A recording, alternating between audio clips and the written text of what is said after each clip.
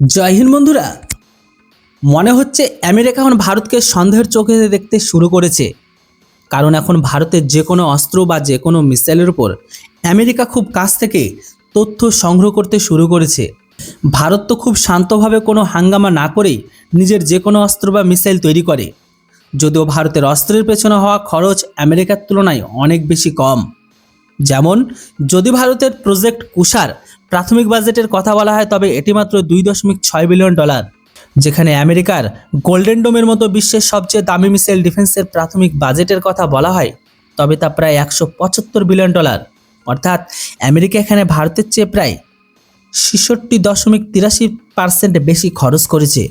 সহজ কথায় বললে ভারতের 2 বছরের প্রতিরক্ষা বাজেটের চেয়েও বেশি টাকা আমেরিকা কেবল একটি মিসাইল ডিফেন্সের পেছনে খরচ করবে। অর্থাৎ আমেরিকার এত বড় খরচের সামনে ভারতের মিসাইল ডিফেন্স খরচ তো খুবই সামান্য। কিন্তু তা সত্ত্বেও আমেরিকান স্পেস ফোর্স ভারতের প্রজেক্ট কুষার সম্পর্কে যা বলেছে তা খোদ পুরো আমেরিকাকেই আয়না দেখিয়ে দিয়েছে।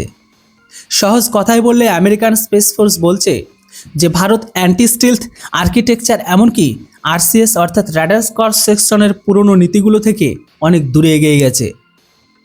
তবে এই পুরো খবরে এমন একটি তথ্য আছে যে আমেরিকান স্পেস ফোর্সকে খুব বেশি বিধি দিয়েছে, যার উপর আমেরিকান স্পেস ফোর্স নিজেদের ক্ষোভ ঝেড়ে আমেরিকান ডিফেন্স কোম্পানিগুলোকে কড়া কথা শুনিয়ে দিয়েছে।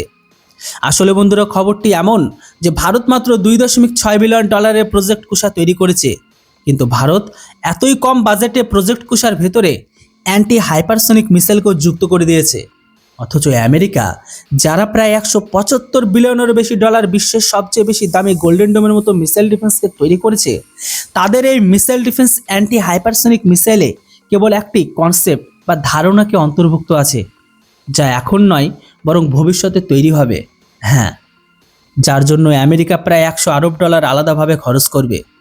এখন এখানে দেখা যায় যে এত বিপুল পরিমাণ অর্থ খরচ করার পর আমেরিকা যে প্রযুক্তি অর্জন করবে, তাতে আমেরিকার কোনো বিশেষত্ব ফুটে ওঠে না। যদিও ভারতের এমন শক্তিতে চীন আর আমেরিকা দুজনেরই নিজস্ব দুশ্চিন্তা রয়েছে। দেখুন, চীনের দুশ্চিন্তা সরাসরি সামরিক ভারসাম্যের সাথে যুক্ত, কারণ চীন পঞ্চম আর ষষ্ঠ প্রজন্মের স্টিলথ বিমানের উপর কাজ করছে। অন্যদিকে ভারত সরাসরি অ্যান্টি স্টিলের মতো মিসাইল সিস্টেমকে তৈরি করছে। অর্থাৎ চীনের স্টিলথ আর ভারতের অ্যান্টি স্টিলথের টক্করে চীনের স্টিলথ অস্ত্রের যে আধিপত্য তা কোথাও না কোথাও শেষ হয়ে যাবে।